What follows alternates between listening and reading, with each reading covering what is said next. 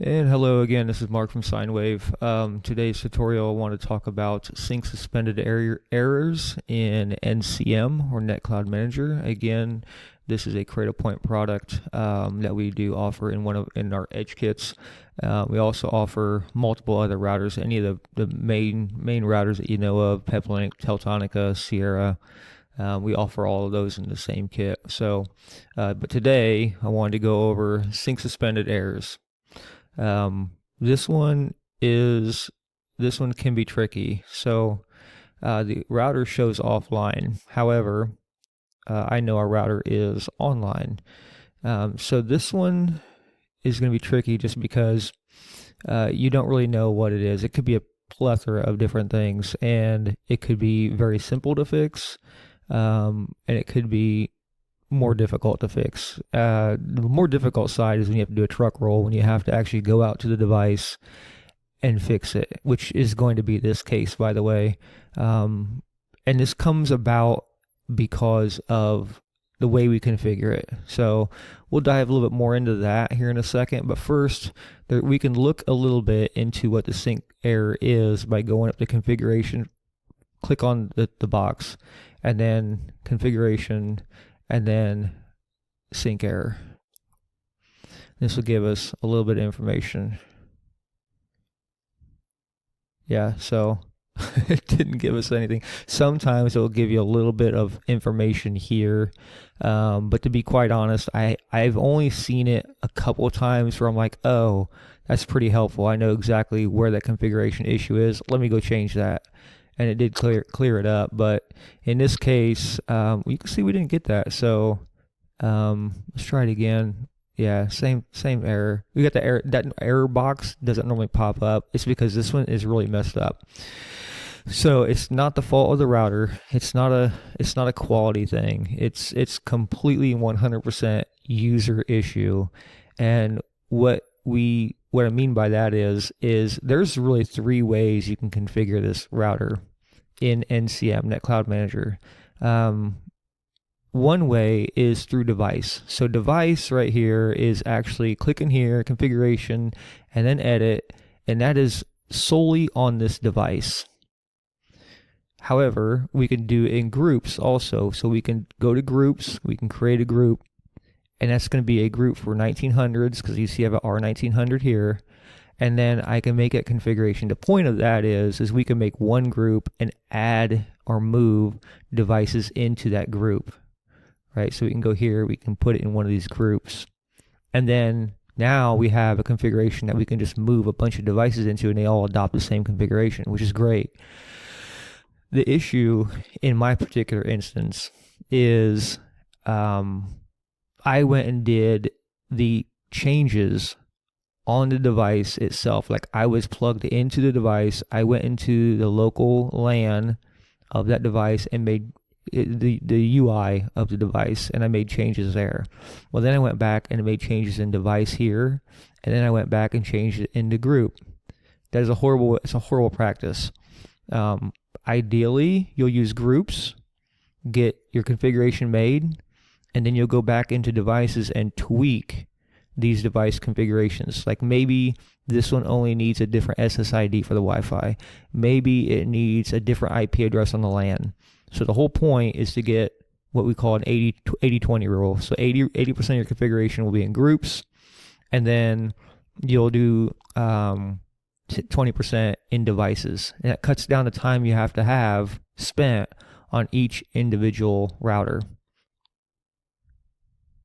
Now, one way we could clear this, if this router was showing online, which a lot of times it will show online, if it had a sync suspended error when you're working within NCM, then it would work fine.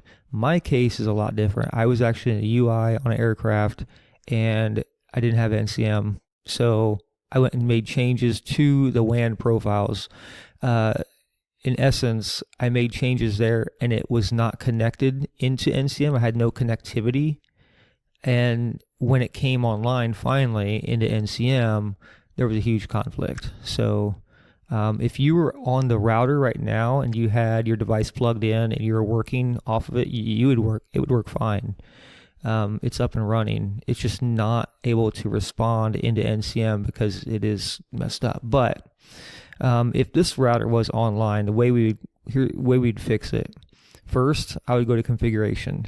I would click resume updates. I'd hit resume updates there. It's going to give me an error, but it shouldn't for you if it's online. Again, if it's showing green here, you say resume updates and wait a little bit. I like to toggle this auto refresh here and see if it comes back on and clears that. Oftentimes it will. However, if it does not, what we could do is, if this is in a group, so you see right here, it is in a group. What I would do, so meaning I know that this thing already has a configuration, this group configuration. So I would move it out of that group into my main account again. And this group will go away. So now it's in no group at all. Then I would go back into configuration and I would hit clear. What's that going to do is going to clear that, blow that configuration out completely, and it's going to come up in a default fashion. Now, when it does, you want to make sure you have all the information you want to put back in there. Another good one that I know people forget for some reason is they'll create an admin password on that router. So if you're at the router, you can log in with an admin, right? So you don't have to use like Mark at Sinewave. I can use admin and then the password. So each one of these will have a different one, or sometimes you'll use the same one.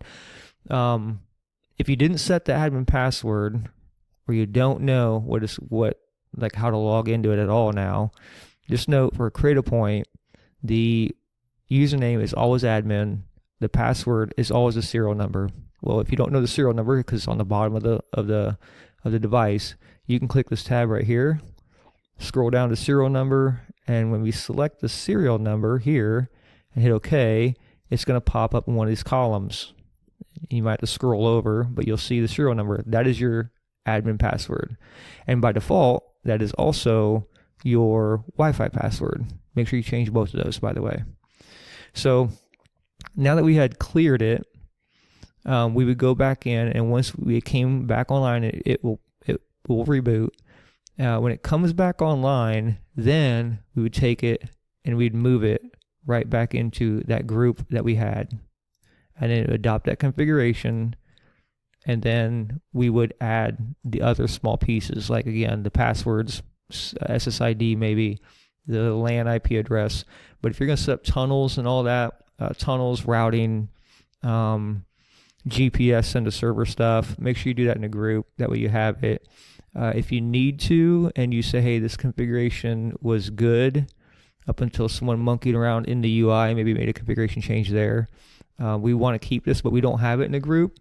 We can select this, click configuration, and then export. And then later on, that's going to download into a JSON file that we can, I'm going to pull it up over here, that we can then later on import back into that router when it comes back online. So if we click Notepad, it's just a basic JSON file. Pretty basic stuff, right? Now this one that I had didn't really have anything in there. There was nothing fancy about the configuration. So I'm gonna try to clear this and bring it back online. All right, so what we had to do was, there's a couple ways you can do this. One, if you log in locally to the router, not through NCM, but locally. So by default, the LAN IP address is 192.168.0.1, and then you can log in there and then use the admin password if you set an admin password, or if you left it default, it's going to be the serial number. So what that looks like, if we were in the actual router's UI, again, not NCM like we're here, where we're at here, it will look very similar though. So what you would do is go down into system, and let's see, is it administration? I was just in there now, and look, I can't find it. You have to poke around in here. So I might have lied to you. So it won't be It's not like, it didn't show it in here, so I did lie to you. There will be in the system control, I do believe it's in system control, there's a spot where it will say restore to defaults. You'll see it in here under system. It's under system, I think it's system control. So I guess it's not in here in NCM. But point is, it is in the local UI, and you can hit restore to defaults. Now, that's one way to do it. The other way to do it is on the back of the router, there is a soft button. It's a rubber button. It's very small. You can put a pin in there or something that will fit.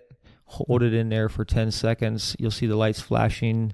And then after 10 seconds, you'll release it, and then it will reboot itself back to factory default. That will bring you in NCM with it now being online. Now notice we still have a sync suspended error. And if we go back in, like I was trying to show before, but it was offline. Actually, just a note on that. It was showing in NCM offline, but understand the router itself was completely online. It was fine. But there was a misconfiguration between it and NCM that didn't allow it to talk into NCM. So if you were operating on that router, you would have been just fine. I just can't remotely manage it from NCM. So let's look at last sync error. And you'll see here this rejected last change. Doesn't really give you what was the issue. We look down in here and see again here. I don't really see a lot here to cue me in on what the issue was. But one thing to note is after 15 minutes, it will try to roll back to the last known good configuration unless it is really, really messed up. And mine was really, really messed up. So what we can do now is we take it out of the group like I mentioned.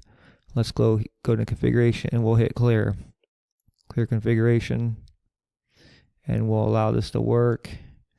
It will take a minute. We'll pause and we'll come back.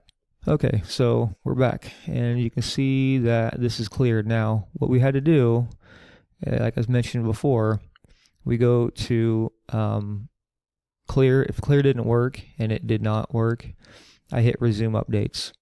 And then once I hit resume updates, it started syncing again. It didn't take long. It was literally like 2 minutes, maybe, if that. Hit resume or clear, and then I waited like 30 seconds, 45 seconds. You could tell it wasn't really doing anything. So we hit resume updates, and that cleared it out. And now we're good. So now if you look at this configuration, if we do a summary, it's probably the easiest way to show you. It's a blank summary. It's a blank configuration. So that means this is back to default. So you can see I do have GPS enabled, though. This is up. That's one thing I didn't clear out. So if you wanted to go and make sure that you definitely factory default it after you hit clear, you can go into commands and then restore to defaults, and that will 100% wipe everything. So that's another way you can assure that you're back to factory default. But now we can then take this, move this back into our group that we did have it in, and I can push it. Now what I do know is that my SSID is going to be fine because it's in my group config, but what is not in my group config is my individual router administrative password. So I know that I need to go into while I'm in devices, configuration, edit, change that.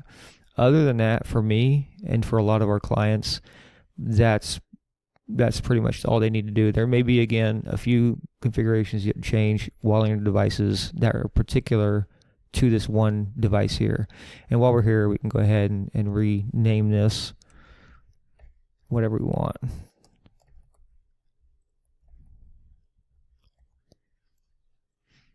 And that will take effect here.